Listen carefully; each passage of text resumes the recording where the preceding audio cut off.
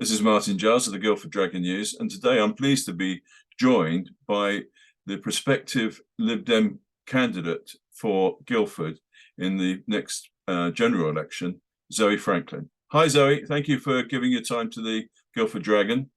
Hi, Martin. Always a pleasure. Okay, so you would have seen, hopefully, the interview we conducted with Angela Richardson, the current MP, Conservative MP. Yes. And so what I'm interested now is to go over the same ground with you and get your views on that. So now I think a lot of observers have looked at the beginning of the premiership by Liz Truss and wondered, has there ever been a worse start by a prime minister? And it all seems to have been caused by the controversial mini budget. What would the Lib Dems have done at this point in time to encourage growth, if economic growth would be your aim? So, I mean, I'll start with the fact that this whole mini budget has been something that I've kind of looked at and gone, I think it speaks volumes about what the Conservatives' priorities are. And for the Lib Dems, our priorities are very much around, fairness. They're about making sure that everybody has the best possible start in life, can then go on to reach their full potential. And this budget was just deeply unfair in the approach that it took. It actually won't grow the economy, and if it was trying to do so, it was doing it in a completely wrong way. And I think we have to really pause for a moment and recognise that it was a budget where some parts of it in particular completely missed the fact that we are at a point in our history where people are struggling in a way that they have not struggled for a very long time, and some of the decisions made in the budget just completely failed to recognise that. So I think that's probably how I kind of paint the scene. And so for us, we've obviously been talking a lot about how we would try and help people in terms of fuel prices. We were saying long before the Conservatives or the Labour Party actually we needed a proper windfall tax that would actually raise, I can't remember the exact numbers, but a lot more than the Conservative version which they put in would have raised, and that would have made quite a significant impact to bills. We would have, and I know that the Conservatives have said that they will freeze bills over the winter from October, but actually we'd have started from much earlier. People's bills are more than double what they were in October last year. And I go and speak to people. I was out this morning. I'm out pretty much every week talking to people, and the number one topic on doorsteps is people genuinely worried about how they will pay for food, for energy, for fuel to get to work, and just general life expenses. And again, I get the comments about I don't understand why the government won't really help. I'm really struggling, and they don't seem to get it. Okay, so but it wasn't, in my observation at least, it wasn't the measures they were taking about the fuel costs that spooked the markets. It was the unbudgeted tax cuts that they announced without saying how they were going to pay for it. So what I would like to know is, what would the Lib Dems do about the fiscal policy? And if you're not going to use that to encourage growth, how would you do it? If economic growth is your priority target, perhaps it's not. Perhaps redistribution of wealth might be more what you want to do. Although I don't want to put words into your mouth, it's up to you, obviously. Thanks, Martin. Yeah, so in terms of the way the markets reacted, I think the fact that they announced a budget with a lot of tax cuts, and as I've already said, for many of those was for the wrong group of people. But in a way, they didn't even go to the OBR. We didn't have that OBR report first. They appear to have had almost no conversations with the people who actually fully understand the economy and the impact that decisions that governments make will have on the economy. And that, I think, also says something about the Prime Minister and her cabinet. The Liberal Democrats are a party that is. What does it say, Zoe? What does it say that those decisions? Well, I think it shows a bit of a disregard for the people who actually understand the bigger picture. Actually, I expect politicians to none of us as politicians are experts in our field, or very rarely we are experts in every single field, and certainly very rarely experts on the economy. And so to not go to the people who are the experts, announce a raft of cuts, a raft of changes, and then expect everything to be okay when clearly it was not, and then to not be willing initially to talk to the OBR, and then have the Bank of England having to step in and raise questions, is actually really worrying, I think. So how would have we potentially approached it?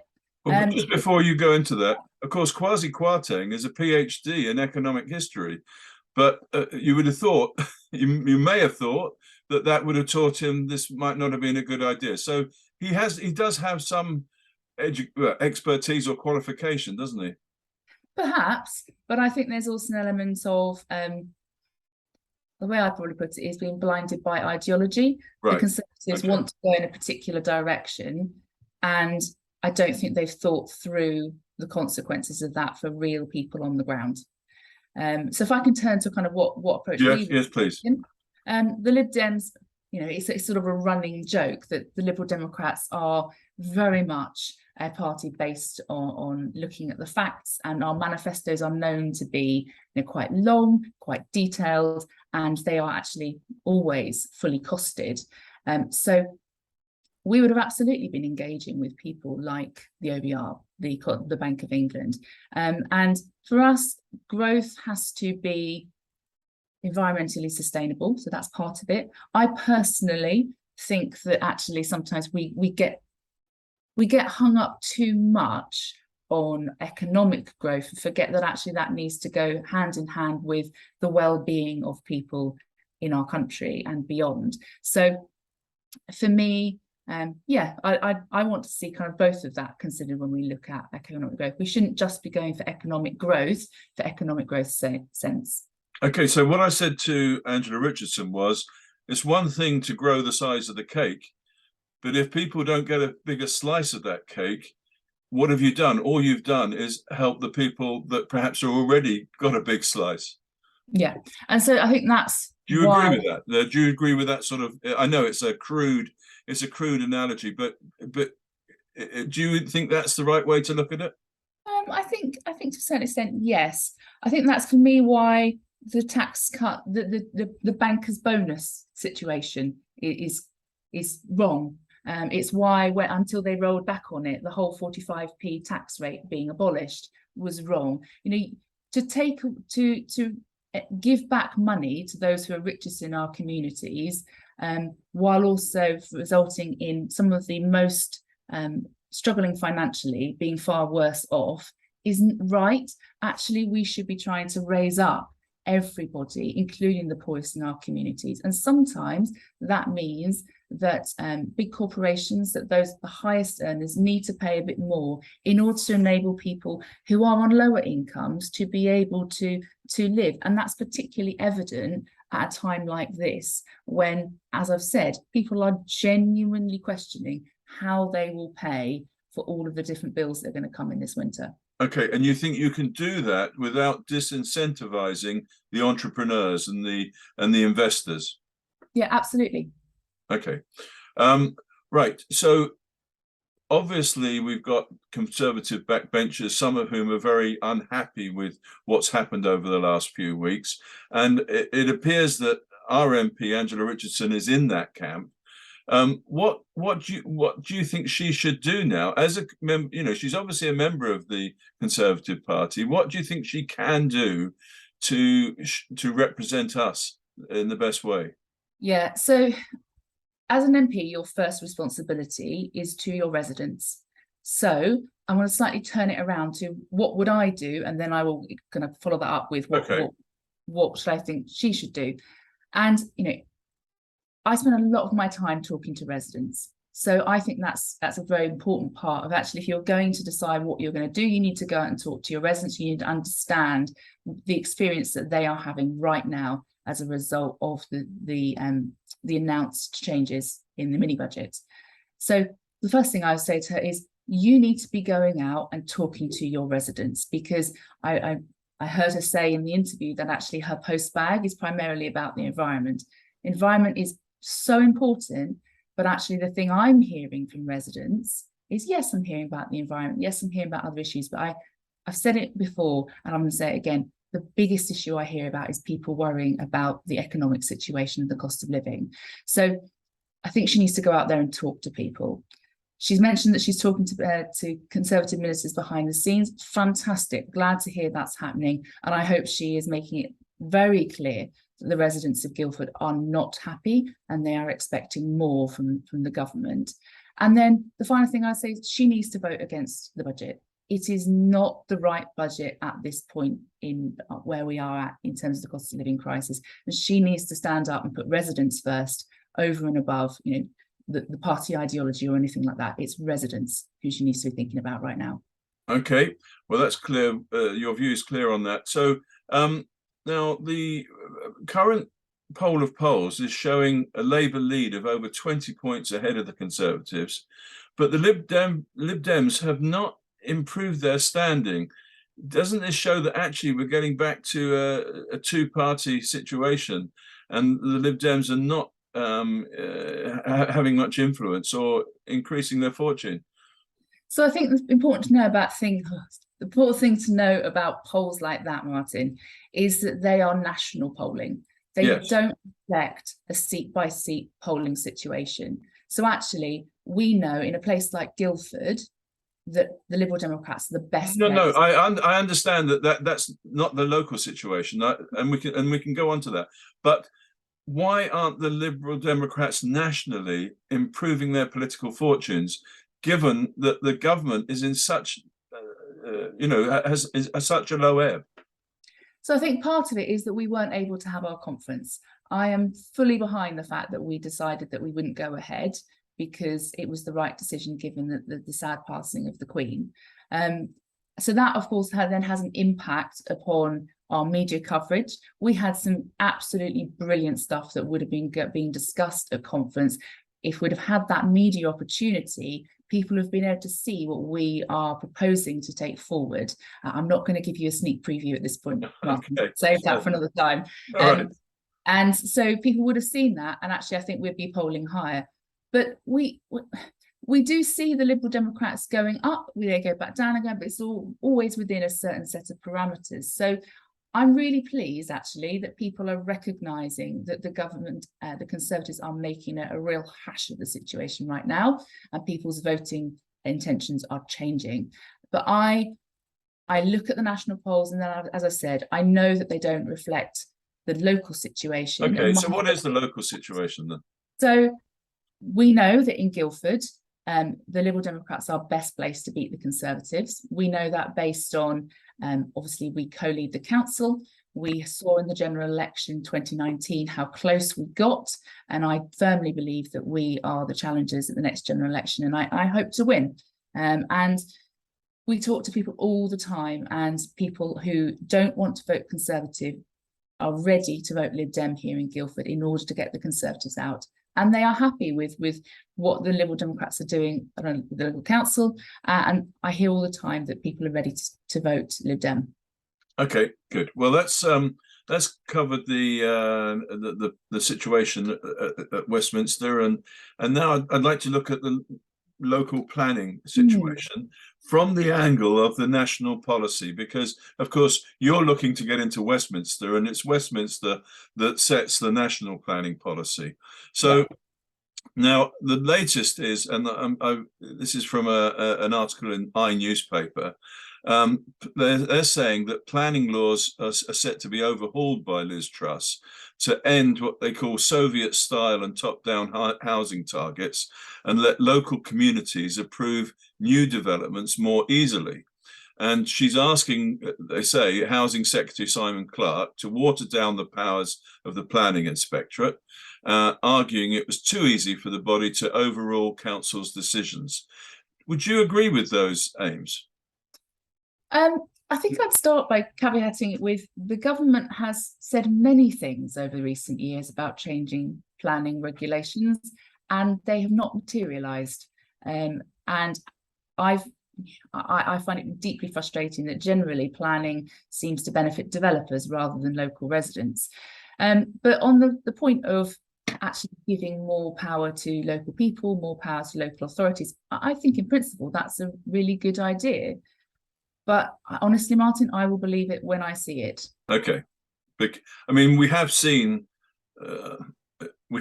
claims about protecting the green belt, and then we've also seen, other measures that make it very difficult for local councils. So I think your skepticism is understandable, but do you think then that the housing number in the local plan, which I know it wasn't set at national level, although it would be these days, but nonetheless it was created under the rules set by national policy. Do you think that figure of over 600 houses per annum is the correct one for Guildford Borough? So I'll start by saying, Martin, I'm not a planning expert, so actually I don't know what the right number would be for Guildford. I think that the important thing is when we do build, it's in the right places with the right infrastructure and all those kind of looking to the future. But the key for me is about the fact that there are too many people who want to be living in Guildford, who've grown up around the borough, who can't afford to be here. They can't find a house, they can't find an affordable place to live. So I think rather than try and say I know better than the numbers, I'm just going to say I don't know the answer to that question, Martin. But you know what? I think, or I know from speaking to colleagues, that we'd potentially be in a worse state if we were going through our local plan right now. But equally, I still remain disappointed that the Conservatives pushed it through in 2019, because I think to have been able to take more time to reflect on it, to work with residents, and then with whatever colour local council we ended up with in 2019, they should have been the people who took it forward, not rush it through. Okay, so let's look at that. But the 600 plus figure is not just catering for local need, is it? Because there's no way that we've got that higher level of people from within the borough that are coming onto the housing market. This is going to grow the borough's population for people coming into the borough, isn't it? I would imagine it would, Martin. But there is, people move in and out of Guildford all the time. Yes, but why I'm saying that is this housing number is not there, as some have said, to provide houses for our children, or not solely been set to provide houses for our children, has it? No, it won't have been. Okay, and and I forgot now what the second thing you went on to say about the. Oh yes, so now you were sort of alluding to the fact that it would be worse if it was set now, which seems to be true, because under the current formula it would look to be much higher, and that seems to have been the reason why, I think primarily driven by the Lib Dems at Millmead, that they were worried about having the plan reviewed, although that has been contentious. But that's your belief too, by the sound of it. Yeah, so I don't speak for the Liberal Democrat group on the council. I think that's really important to say that. But that's your understanding of their. Yeah, and certainly looking at other councils across the country who are going through their plans now, or have considered whether they reopen they review their local plans. Actually, they will end up in a worse situation than they already are. Because remember, we're working within a framework set by the government, and so we just need to get it. We need to be careful. We don't want more. That wouldn't be right. Okay, but it is hard, isn't it, in a borough that at least was 89% greenbelt, to build more houses without encroaching onto the greenbelt. So if you had a choice, which would you favour, preserving the green belt or building houses? So I don't think it's an either or, Martin. I think we will inevitably lose some areas of green, but equally we can be clever. We can be can't find the word at the moment, but we can do development on brownfield and in the town centre in a way that is positive for the future, does take away some of the needs to build on green areas of the borough, but equally I think that there will need to be growth outside the town as well.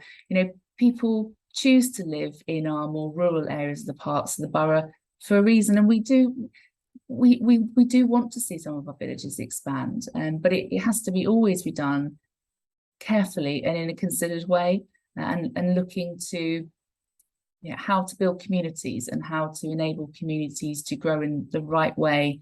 And I think we've talked about this before, actually, Martin, having the right infrastructure as well to enable people to have access to healthcare, to education, to be able to get themselves to wherever they need to be. But everyone agrees with that, don't they, Zoe? Everyone says, well, we need the infrastructure if we're going to grow, we're going to build this many houses. So why doesn't it happen? I don't know, Martin. I'm not on the planning committee. I'm not an officer at the council. We talk a lot about it with my colleagues, and I feedback my thoughts. I feedback what residents on the ground are saying, and we're within all of that. We are always working within the bounds of government planning policy. We are also working with what developers want. So I'll just leave it there. Okay. So do you support the master plan as being put together by John Rigg, the councillor John Rigg, at the which it does involve a lot of higher rise buildings in the town? Do you agree with that? So I think we will see the height of Guildford increase. I mean, let's go straight to the North Street development. I am generally positive about that development. I think it's a good combination of kind of taking into account the historic nature, the historic beauty of Guildford, but also with a nod to the future. I know that people are talking about the fact that it's higher than we used to, but I think we will see higher development in Guildford. And I'm also going to tackle head on the fact that people have said to me, oh, but we don't want to look like Woking. I think it's really unfair to even begin to suggest that North Street development makes us like Woking. I mean, why is it unfair? Well, because Woking has tower blocks of over 20 stories.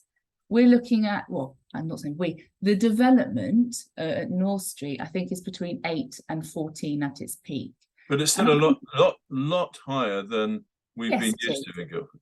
So when they say we don't want to look like Woking, fair enough. It's not. It is different in terms of scale, but it is still much bigger scale than we've been used to, and people are entitled not to like it, aren't they?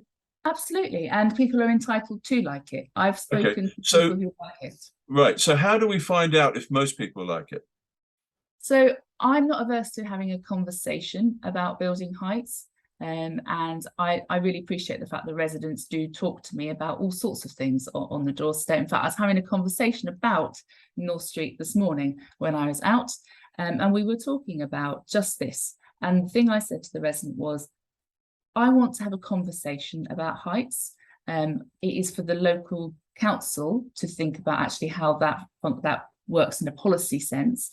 But politicians are not and should not be remote from the residents that they serve. So all of us as a Liberal Democrat, and this is where I'm going to speak for the team, which is we want to talk to residents. So if people want to get in touch with us and talk to us about building height, please do.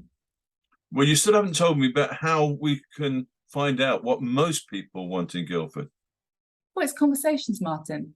Conversations, but it's just anecdotal evidence then.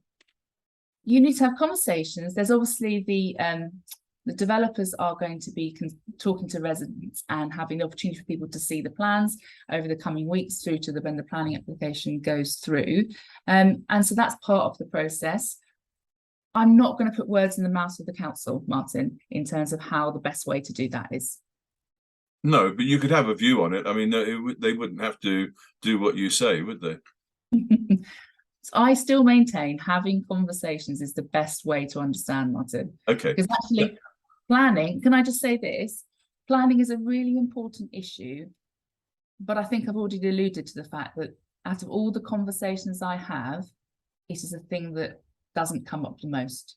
I think the things that come up the most for me when I'm talking to residents are the environment, and that is things like sewage in our rivers. And then there is the cost of living. I actually very rarely have conversations about planning. Okay, but that doesn't mean to say that the planning decision shouldn't be democratic, does it? No, I didn't say No. that, Martin. No, I know you didn't. But what I'm saying is, it is important that planning policy reflects the wishes of the majority of people, doesn't it? Yep. And actually, important to note here, as you said earlier in the conversation, planning policy is ultimately the realm of the government, which is why, one of the many reasons, I'm standing for Parliament, because actually I think there need to be people in Westminster speaking out for the needs of Guildford, speaking out for the needs of their local communities, and challenging the approach that the Conservatives take on planning. Okay, but there's nothing at the currently anyway to stop Guildford having a building height policy if they wanted to. Not that I'm aware of, No. but I'm going to leave that to the council to have that conversation. Okay, and then as well as height, isn't there something about how architecture looks and whether it's the right character to fit in with its surroundings? Do you think that's important? I do, but I think you and I are going to disagree on this. As I've said, I look at what I've seen of the North Street development, and I think it looks, I think it has that combination of it has the nod to the past. It does reflect some of the historic character of Guildford, but it also looks to the future. Now, we all probably can appreciate that, as with so many things, architecture, the arts, different things appeal to different people. And so there will be plenty of people in Guildford who like the way that North Street development has been. It looks in the walkthroughs. There will be people who don't. Okay, so those that don't, then they have to put up with what we've got, and there's no prospect of anything of that style being built in future. But it's not about putting up with the prospect, Martin. People can engage with the consultations that are going to take place. And I absolutely encourage residents who are not happy with what they see to be part of those consultations that will take place. Okay. Right. Zoe Franklin, thank you very much for giving your time to the Guildford Dragon today. Pleasure. And we look forward to hopefully interviewing you when we get closer to the next general election, whenever that's going to be. Absolutely. Thanks, Martin. Thank you.